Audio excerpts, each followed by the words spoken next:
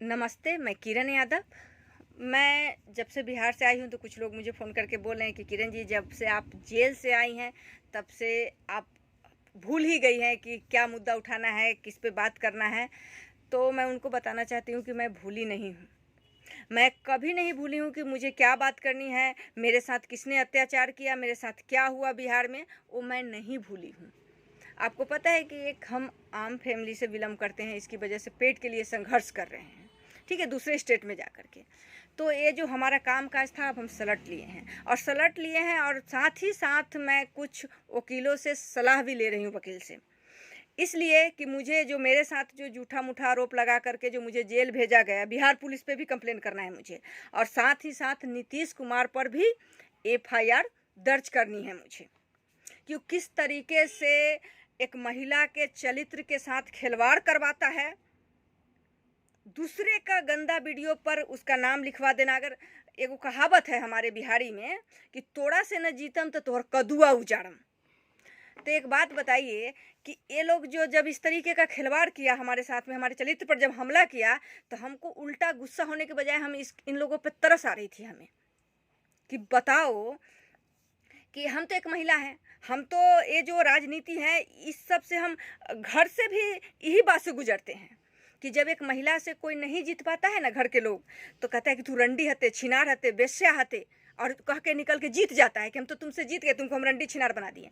तो वही खेल खेला नीतीश कुमार कि अब तो हम तुमको गाली दिलवा दिए। बिहार के कोई गाली देता था हम उसको पकड़ लेते, तो ये बाहर से बुला करके गुंडा तब हमको गाली सुनवाया कि ऐसे भी लोग गुमराह हो जाए कि बाहर से लोग गाली दिया।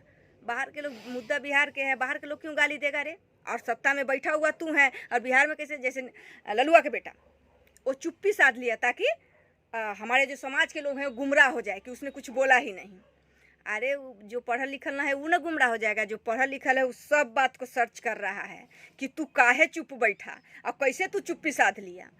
अब बताओ कि उस टाइम तो बोला कि हम सत्ता में नहीं है इसलिए किरण का मदद नहीं किए, लेकिन अभी तो जीजा साला की सरकार चल रही है कुछ दिनों से, अब तो दोनों साथ मिल करके चल रहा है, तो अब काहे नहीं जांच करवाया? जब भी बोला है कि इसमें इन्वर्ट नहीं है तो काहे नहीं जांच कराया? हम तो सब बात जानते हैं कि नीतीश कुमार का पूरा हाथ था हमको बदनाम करने में, हमको जेल भेजने में, और ये ललुआ के बेटा इसे सब बैक सपोर्ट कर रहा था। कंडम कंडम खेल करके गाद गया है जेएनयू से, वो भी था। ये छोटका मोटका जो यूट्यूबिया है, ये शंभुआ उम्भुआ नेशनल दस्तक वाला सा, ये सब था इसमें। ऐसा मत कहिए कि कोई नहीं था, ये सब था उसमें इन्वॉल्व। और पपुआ को आगे धकेल दिया गया कि इसना ना हम सब ना सिर्फ पपुआ पपुआ। अरे पपुआ के कै पैसा के औकात है वो हम लोग नहीं जानते हैं, बिहार की जनता नहीं जानती है, सब जानता है कि पपुआ के 2 पैसा के औकात है। उसकी खुद की बेचारा एक शादीशुदा होते हुए भी एक विधवा की ज़िंदगी जी रहा है, तुम्हें पता है? और उसके नाम से एगो कुमार बन के जो बैठल है कांग्रेस में, वो उसकी पत्नी को रखेल बना करके रखता है। अब तो ये बात अब तो सबके सामने ही है ना। हम कहते तो आप लोग कहते किरण तो डायरेक्ट हमला कर देती है किसी पर, लेकिन अब तो सच्चाई आ गया आप लोग के सामने, अब पूरा सामने है। नीतीश कुमार ऐसा क्यों किया वो आप जानते हैं? देखिए, जो बिहार में घटना हुआ, अब सोशल मीडिया की जो पावर है उसकी वजह से हर व्यक्ति तक बात पहुंच जाता है, चाहे वो पढ़े लिखे हों चाहे वो कम पढ़े लिखे हों, सबके पास पहुंचता है।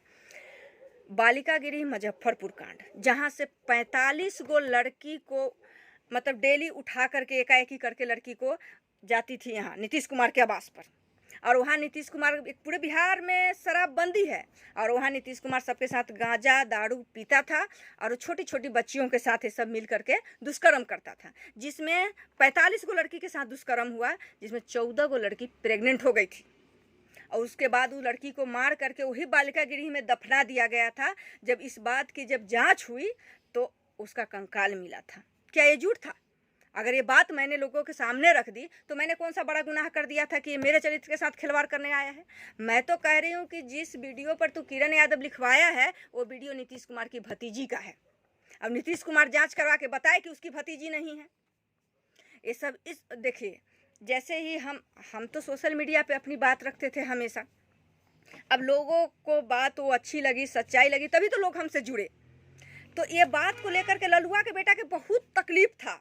जैसे आप सुन ही रहे हैं कि मुख्यमंत्री बनने का सपना हम तोड़ देते हैं, तो तू मुख्यमंत्री अब क्या पहले जैसा समाज थोड़ी रहा है, सब समझदार हो गया है, सब इस बात को समझ रहा है कि तुम लोग जो गेम प्लान करते हो, खेल खेलते हो, वो सबको धीरे धीरे पढ़े लिखे युवाओं को समझ में आ रहा है। सिर्फ तुम ही मुख्यमंत्री बनने के लिए पैदा, सबके पास में टैलेंट है। और तुम पैसा से जो नीचा किसी को दिखाने के लिए कि जब किरण यादव का नाम आगे बढ़ गया तो तुमने कहा कि किरण यादव के चरित्र पर हमला करते। अरे इतना दुनिया बेवकूफ़ है कि वो फोटो सिर्फ एडिट किया हुआ बना करके सिर्फ हमारे ही ससुराल में क्यों चल रहा था। एक गंदा वीडियो पर किरण यादव लिख करके हमारे ही ससुराल में क्यों चल रहा था। इसलिए ना कि वहाँ यहाँ पर आए तो किरण यादव क्या सबको मुंह दिखाते फिरेगी कि ये देखो हम किरण यादव है, हम किरण यादव है। एक महिला है, तू तो महिला सुरक्षा की बात करता है बिहार में, तो क्या एक महिला करेक्टर सर्टिफिकेट बांटते फिरेगी। अब ऐसा नहीं चलेगा। अब मैं यहाँ जहाँ बैठी हूँ ना, वहाँ हिंदुस्तान के कोने कोने के लोग आते हैं, ठीक है ना। हमें चरित्र सर्टिफिकेट और मुंह दिखाने की किसी की ज़रूरत नहीं है। वो लोग खुद देख रहे हैं, वो लोग खुद समझेंगे और देश के लोग तुम लोगों को जवाब खुद ही देगा। जो तू लोग षड्यंत्र रचा है ना, उसमें एक दिन ऐसा घिरेगा कि तुमको बचाने वाला कोई नहीं मिलेगा। अच्छा बताओ, हम तो कह रहे हैं कि तुम लोग उसकी सच्चाई जो दिखा रहे हो, तुम लोगों ने जो किया है उसकी जांच करवाओ, उसकी सच्चाई लोगों को बताओ। मैं फेसबुक से ही मुझे बदनाम किया गया है और मैं फेसबुक से ही फेमस हुई हूँ और मैं फेसबुक पे ही चाहती हूँ कि तुम लोगों के बीच इस सच्चाई को रखो। अगर मैं गलत हूँ तो मुझे बुला करके बोलोगे कि किरण तू गलत है, तुमको हम फांसी पर चढ़ा देते हैं, हम चढ़ जाएंगे जा करके फांसी पर। अगर हम गलत नहीं हैं तो वो भी बात तुम लोगों को बताओ, नहीं तो तुम्हारे लिए तो भाई हम ठीक नहीं होने देंगे। क्योंकि मैं अपनी बात मैं हर घर तक, हर गांव में जा कर के हर एक व्यक्ति तक सच्चाई बताऊंगी। और मैं यहाँ इसलिए बैठी हूँ कि बहुत लोगों तक ये सच्चाई पहुँच चुकी है और पहुँचने वाली है। तो मैं बार बार ये तुम लोगों को समझाऊंगी नहीं, मेरे पास में इतना टाइम नहीं है कि मैं अपनी बात तुम लोगों के बीच में वीडियो के जरिए रखूंगी। और मैं जो लोग मेरी बात को सुन रहे हैं, देख रहे हैं, मैं चाहती हूँ कि इसको इतना वायरल करिए कि ये बात उन लोगों तक पहुँचे।